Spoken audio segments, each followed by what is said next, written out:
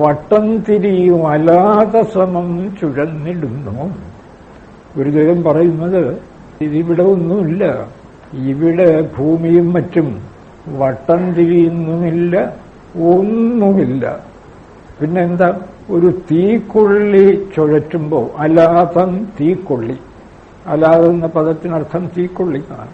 നമ്മളൊരു ചെറിയ തീക്കൊള്ളി എടുത്ത് ഇങ്ങനെ കറക്കിയാൽ നല്ലൊരു വൃത്തം രൂപപ്പെടുന്നതായി തോന്നും.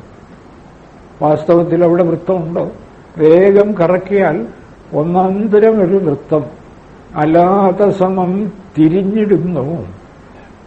തീക്കൊള്ളി ഒരു പോയിന്റിൽ മാത്രമേ എപ്പോഴും നിൽക്കുന്നുള്ളൂ. എന്നുവെച്ചാൽ വൃത്തമുണ്ടെന്ന് തോന്നുന്നു, പക്ഷെ വൃത്തമൊന്നും അവിടെ ഇല്ല.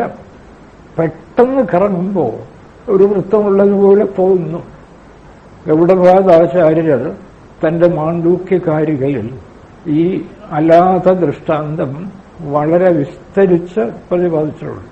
ഒരു തീക്കൊള്ളി ഉണ്ടാക്കുന്ന വൃത്തം പോലാണ് ബോധത്തിൽ ഈ ചലനം അനന്തകോടി ബ്രഹ്മാണ്ടങ്ങളെ ഉണ്ടാക്കുന്നത് എന്ന് പറഞ്ഞാലോ? തീക്കൊള്ളി വൃത്തം ഉണ്ടാക്കുന്നുണ്ടോ? ഉണ്ടാക്കുന്നില്ല. തീക്കൊള്ളി എപ്പോഴും ഒരു പോയിന്റിലേ നിൽക്കുന്നുള്ളൂ. ആ വൃത്തം ഉണ്ടാക്കുന്ന പോയിന്റിലോ എല്ലായിടത്തുമായിട്ട് ഒരിക്കലും നിൽക്കുന്നില്ല. അപ്പോ ഒരു പോയിന്റിൽ തന്നെ നിൽക്കുന്ന തീക്കൊള്ളി വൃത്തത്തിന്റെ ഭ്രമം ഉളവാക്കുന്നു. അത് കണ്ടെത്തിയാൽ തീക്കൊള്ളിയുടെ ചലനം ഒന്ന് നിലച്ചാൽ മനസ്സിലാവും തീക്കൊള്ളി ഒരിക്കലും ഒരു വൃത്തത്തിന്റെ സ്വരൂപം കൈക്കൊള്ളുന്നില്ല.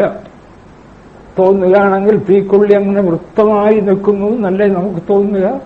തീക്കൊള്ളി ഒരിക്കലും വൃത്തമായി നിൽക്കുന്നില്ല, എപ്പോഴും ഒരു പോയിന്റിൽ നിന്ന് പ്രകാശിക്കുകയാണ്. പക്ഷെ അത് വേഗം ചലിച്ചപ്പോൾ ഒരു വൃത്തം പോലെ തോന്നുന്നു.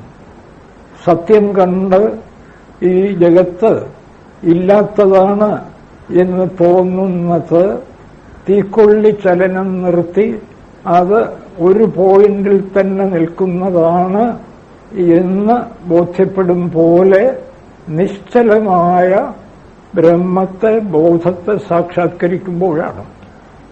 അപ്പം അങ്ങനെ സാക്ഷാത്കരിക്കുമ്പോൾ ഇവിടെ ഭൂമിയുമില്ല, അനന്തകോടി ബ്രഹ്മാണ്ടങ്ങളുമില്ല. പിന്നെന്താ? വെറും ഭ്രമം. തീക്കൊള്ളി പോലാണോ അനന്തകോടി ബ്രഹ്മാണ്ടങ്ങൾ? അതിനേക്കാൾ ഇല്ല. തീക്കൊള്ളി വേണമെങ്കിൽ നമുക്കിപ്പോൾ ഉണ്ടെന്ന് പറയാം.